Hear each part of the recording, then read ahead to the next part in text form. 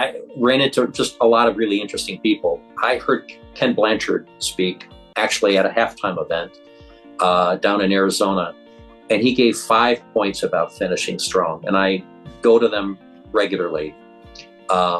Point one that Ken said was, be clear on your calling. Be clear on what you want to be intentional about. Be surrounded by encouraging people. So don't hang around with the naysayers. Find people who are encouraging. Family, friends. 3 is make sure you stay flexible and adaptable. You may have great ideas, but they may not be God's ideas. 5th was family first. So make time. Make quality time for your family. And then the 5th is focus on your health.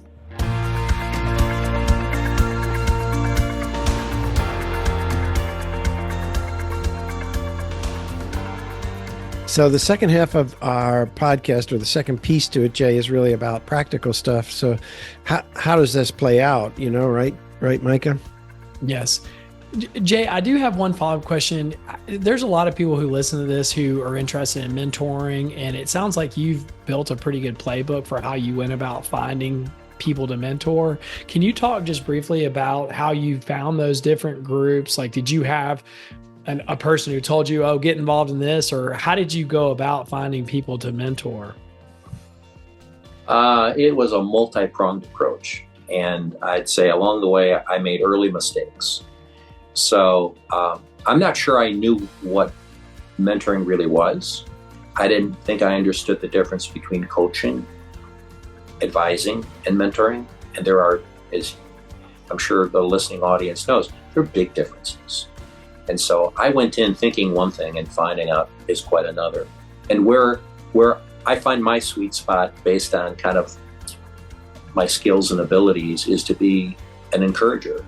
And that really is around mentoring. It's about asking questions and listening more than it is about instructing people on how to do things. And so I came in with that attitude, and I didn't know where I'd find mentees, and prayed about it, and the Lord took care of it completely. He found particularly young people, young adults, who actually were looking for mentors. Aaron, one mentee that I have, sought me out through a mutual friend, Ron. They connected. Ron knew we lived close, called me and said, you need to meet with this young man. He's looking for a mentor. So that was fantastic. And I've been mentoring him now for 4.5 years, and his wife, Hannah, and they're the ones who run Generation Distinct. Interesting. That's awesome. I did learn some interesting things, actually through a book that a friend of mine wrote called Igniting Future: How to Build People of High Impact. The entire book is about mentoring. His doctoral thesis was he wanted to go interview 40 pastors who had started very large churches. So they were the founding pastors of very large churches. And he said, what did they have in common? Were there any things early in their life that he could map out and say, yes, these are common characteristics? And so the book is based on that. Anyone who is at all curious or serious about mentoring, I would encourage them to pick this book up. It is transformational. It's given me language and kind of handles to be able to work with other people who are doing mentoring, but also for mentees. And how do you know when mentoring is successful? Is a question. This book, I think, helps kind of give some handle to that. So that's one of the books that I strongly would recommend. Igniting Future. And what's the author, Jay? Because I want to use that at Ardent Mentoring. You bet. Tom Tunnicliffe. It's Tunnicliff.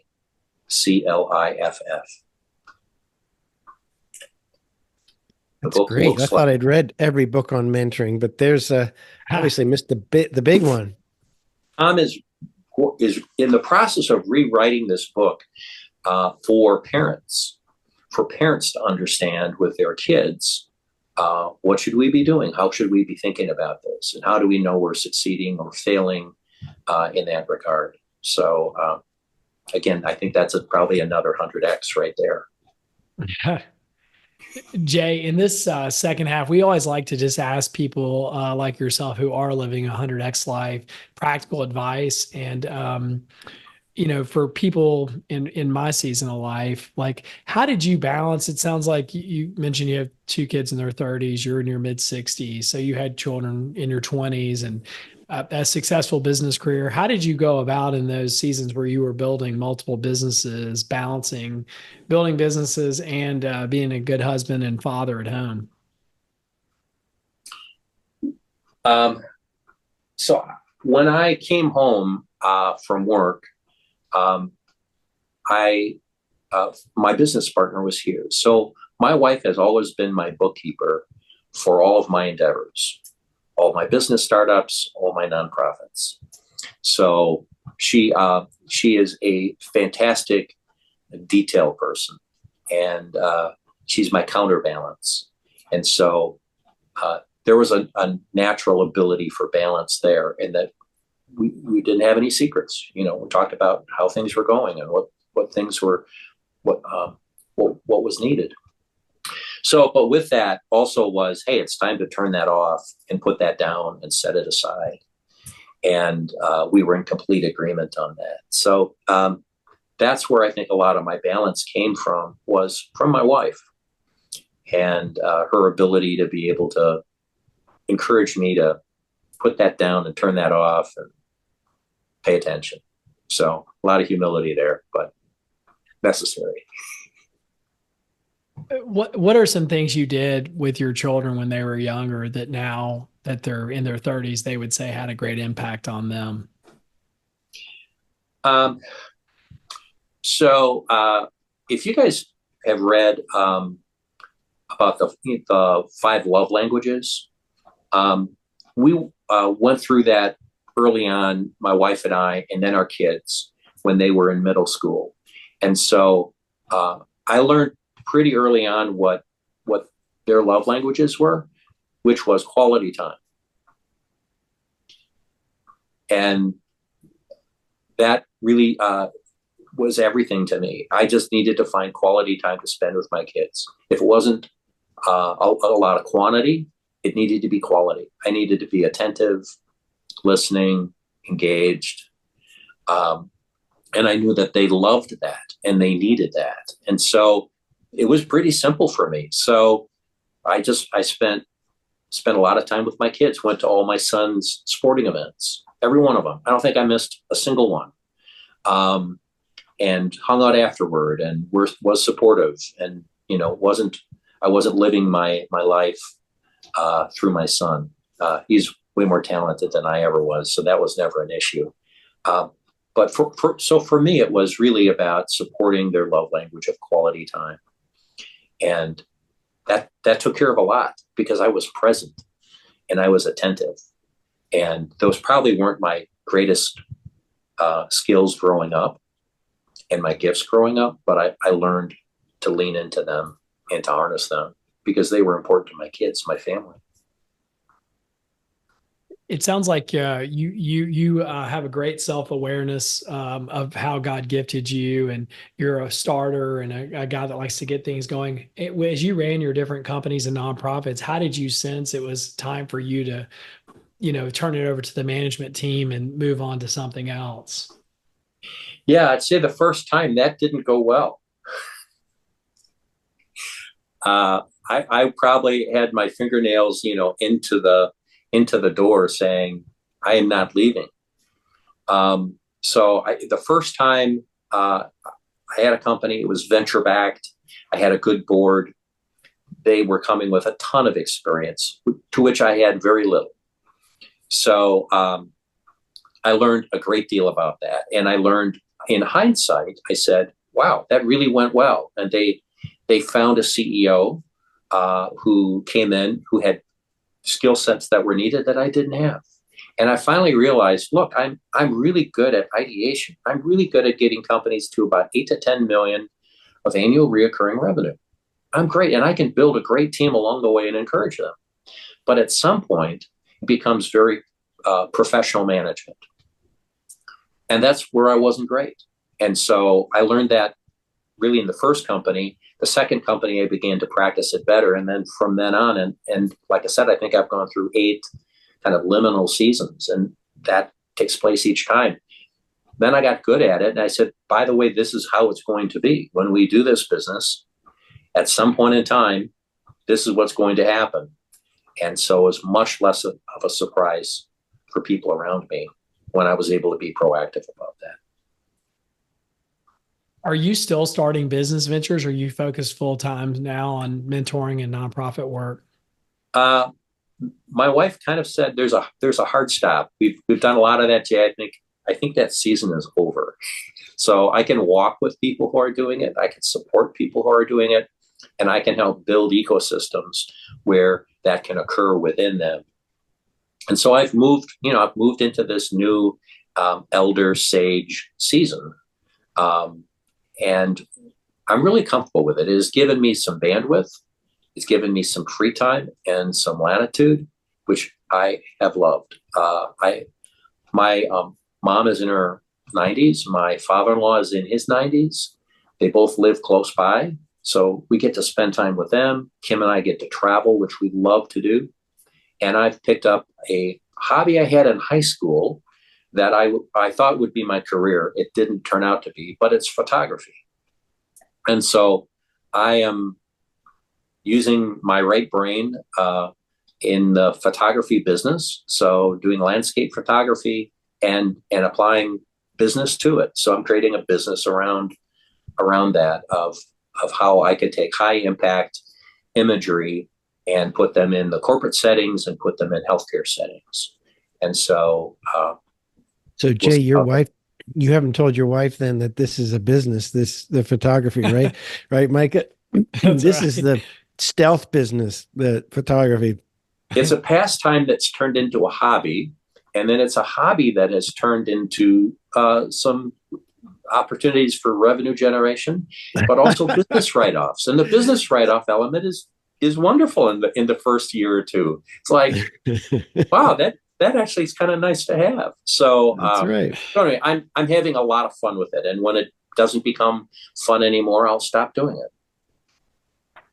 So what is your go ahead, Lloyd. What does your week look like then, Jay? If you've got this more time and you've got 3 or 4 pretty big initiatives going that are on the either faith or ministry or NGO side, how's your week shape up?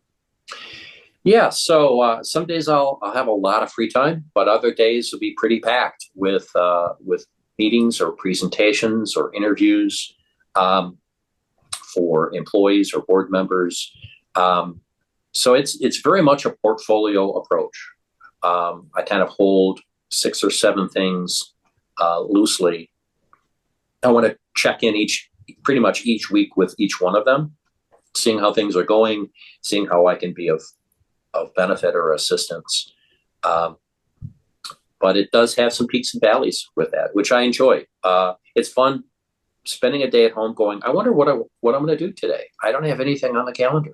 Boy, that's so much fun. Getting on a bike or taking pictures, or just the other day, Kim and I got in the car and a bunch of places around Wisconsin we wanted to drive around. Horicon Marsh, Green Lake, Devil's Lake. We did them all in one day. It was fantastic. It was like we were single and dating and just having the time of our lives driving around. So you don't block certain days for certain ministries, or do you block off chunks of time for either for Kim systematically or for exercise, or do you have some structure, or is it mostly just really free flowing? Kim and I check in Sunday night or Monday about how our week is going and how we can collaborate with that. And then, we're pretty open about planning the week and what we want to fit into it. But every day looks a little different, which for a startup guy is exactly what I needed. When I hit retirement, being a startup guy, I realized the next startup was me. And so that's the approach that I try to take on a regular basis is I am a startup. And there certainly are huge biblical references to that, and that we are made new. So we can be creative, we can be adaptable and moldable. It doesn't have to be rigid. In fact, there's a lot of fun when it isn't. It's very much of an adventure. I'm curious, what advice do you have for people? I've found a lot of people in their 60s that have been successful business owners or operators. They generally hang on too long. They kind of know it's the season to go do something else. And, maybe they've been blessed with the financial resources where they don't need to work anymore. But I've found, like with a lot of my investors, they'll continue to just hang on to the job because the fear of the unknown is scarier than just doing what they've done for 30 or 40 years. What advice do you have for people who are in that season, since it's time to do something else, but it's easier just for them to show up and work at their company every day because that's what they've done for so long? Yeah, well, there's certainly this element of smoldering discontent that is well defined and well articulated in halftime. And when you have it, you know it. When you have never heard the term smoldering discontent and you hear it for the first time and you're like, oh boy, that's me. I think that's a wake-up call that you can actually label something. I think people do hang on, and a lot of times they hang on because they don't have good examples of what retirement looks like. It's wonderful to emulate people in our careers as we're developing and growing our careers. But how do you do that in retirement, particularly when you don't see a lot of good examples? David Brooks has written a number of good books, but he talks about, let me get this right, eulogy virtues versus resume virtues. So, I think that's a good thing to take inventory with, are kind of, to date, what are my virtues? And can I define them as kind of resume? Here's what I've done. Here's what I'm able to do resume. Or, what's really going to be said at your funeral about your passion, your commitments, your priorities, and begin to live that out. I think the other thing I found at halftime, Lloyd, I know I've heard you say that, are your best years ahead of you or behind you. I think to be able to be in conversations with peers and ask these questions is really important. There's a lot of wrestling that's going to happen. Chris Brooks is a pastor in Detroit. I got to know Chris years ago. He's a really gifted speaker. He's on Moody Radio, had a talk show. I think still has a talk show. But he said there are three things people have to wrestle with in their lives. What is something important in your life that you need to preserve? What evil have you experienced that you need to help eradicate? And what one thing of beauty do you need to create? So something about preservation, something about eliminating or eradicating, and something about creating. I think wrestling with that kind of says, well, what are my priorities? What do I lean toward? And for me, it was really clear that I didn't want to squander time and I didn't want to squander resources. And I wanted to have impact. And I had to figure out what my giftings were and then kind of overlay that. And again, I don't mean to be a halftime advertisement, but that's what halftime allowed me to do, was to unpack myself and look at myself as a startup and to give permission to be able to change things, do things differently, and hopefully do things better.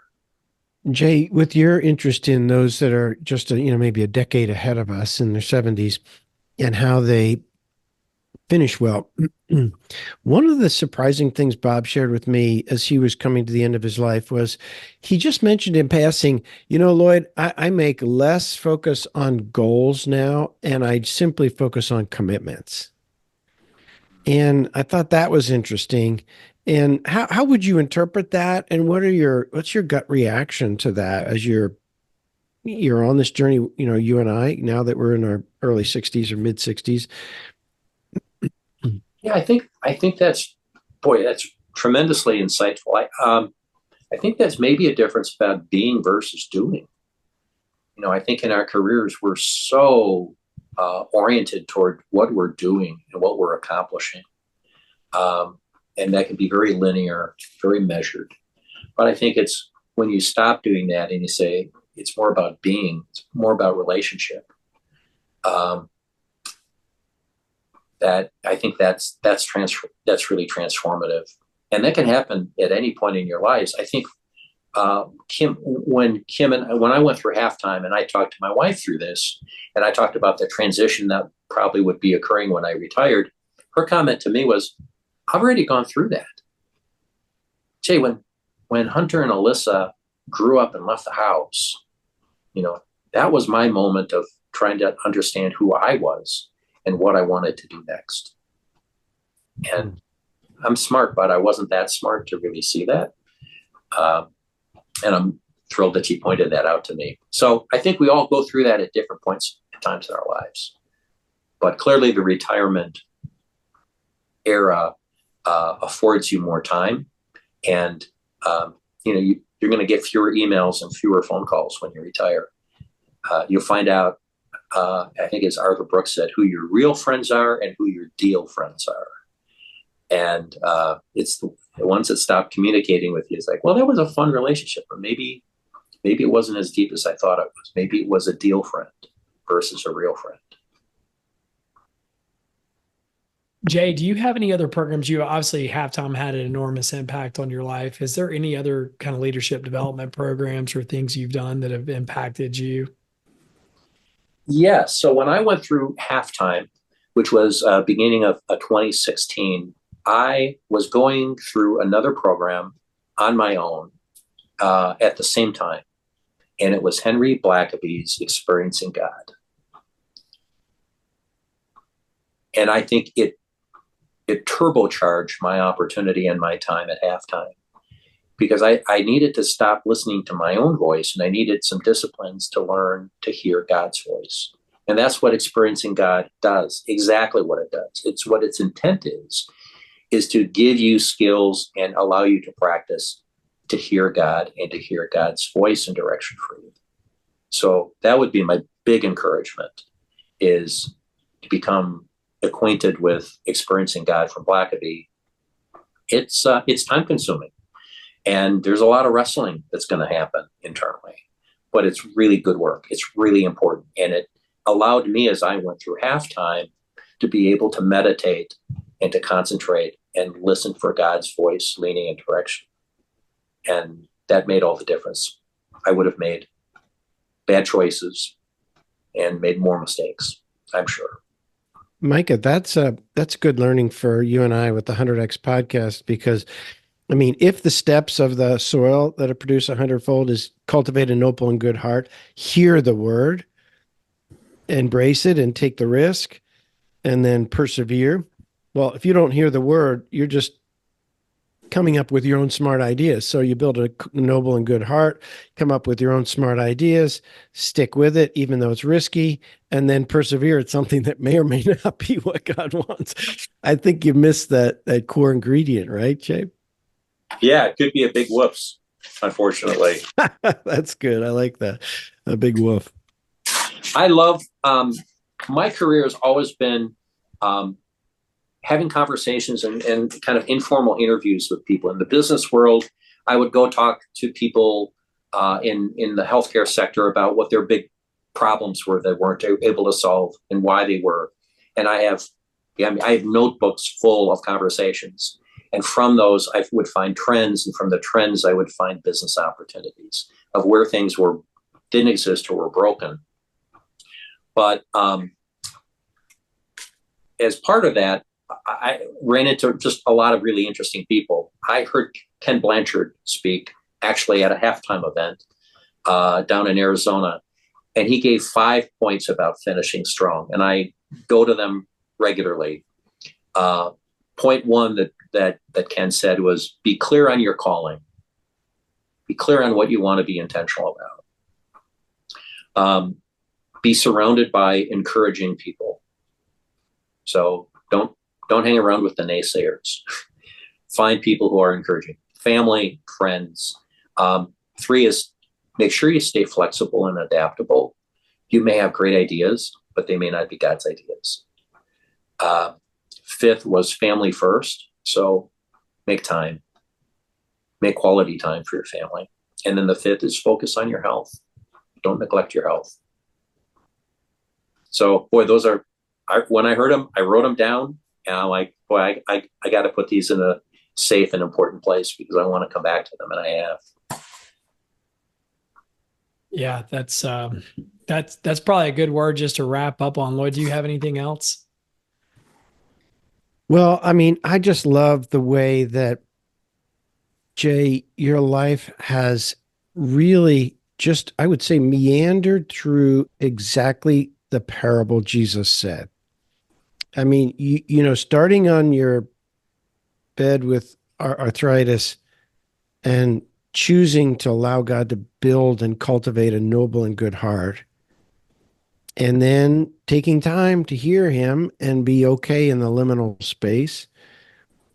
And then you're a risk taker because you're a startup guy. So other people may discount that. But I mean, when I start something new, because I'm an entrepreneur, I always have this fear and this discontent of, you know, I heard, what's the guy, the Tesla guy, he Elon said Musk. startups, Elon Musk, yeah, he said startups are a combination of staring into the abyss and chewing and swallowing glass.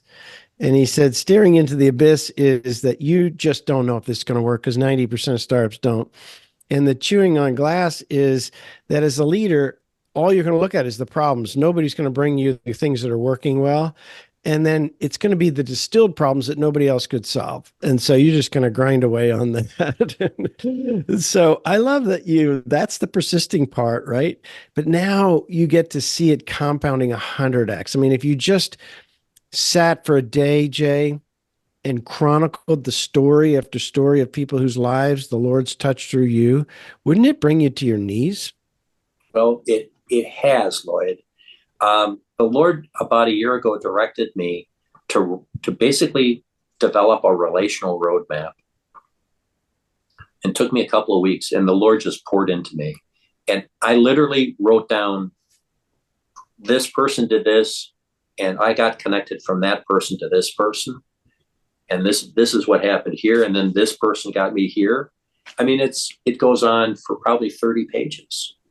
And it just gives blessing to all those people who came into my life, and to be able to reflect on that, and to many of them to go back and thank them and say, you didn't know it at the time, but you had tremendous impact, and that is impacting me yet today. So I never would have developed it on my own. It was a lot of work, but it just came out of me. And so I really appreciate what you said about that, Lloyd.